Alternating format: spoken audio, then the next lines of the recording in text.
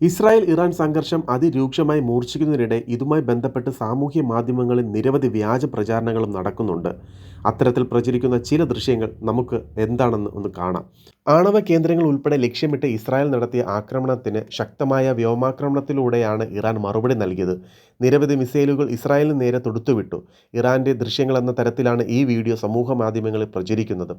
ഇസ്രായേലിന്റെ തലസ്ഥാനമായ ടെൽ-അവീവിൽ നിന്നുള്ള ദൃശ്യങ്ങളെന്ന തരത്തിൽ ഇത് വൈറലായി. ആക്രമണത്തിൽ ഇസ്രായേൽ പ്രതിരോധ മന്ത്രാലയത്തിൻ്റെ ആസ്ഥാനവും ആക്രമിക്കപ്പെട്ടു എന്നാണ് ഈ പോസ്റ്റിൽ പറയുന്നത്.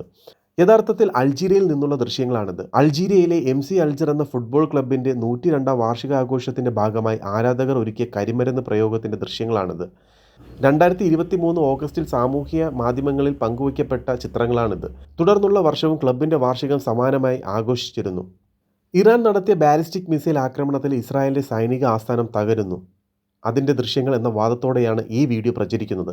എന്നാൽ ഈ ബഹുനില കെട്ടിടം തകരുന്നതിൻ്റെ ദൃശ്യങ്ങൾ ഇസ്രായേലിൽ നിന്നുള്ളതല്ല, മറിച്ച് ലെബനനിലെ ബെയ്റൂട്ടിൽ നിന്നുള്ളതാണ്.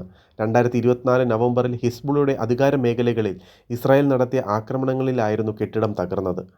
അടുത്ത വ്യാജ വാർത്ത ഇങ്ങനെയാണ്: ഇസ്രായേൽ നേരിട്ടത് വൻ ആക്രമണം എന്ന തരത്തിലാണ് ഇത് പ്രചരിക്കുന്നത്. നിരവധി കെട്ടിടങ്ങൾ അഗ്നിക്കിരയായതായാണ് ദൃശ്യങ്ങൾ. AI ഡിറ്റക്ഷൻ ടൂൾസ് ഉപയോഗിച്ച് നടത്തിയ പരിശോധനയിൽ ഈ ദൃശ്യങ്ങൾ നിർമ്മിത ബുദ്ധി സാങ്കേതിക വിദ്യയുടെ സഹായത്തോടെ നിർമ്മിച്ചതാണെന്ന് വ്യക്തമായി.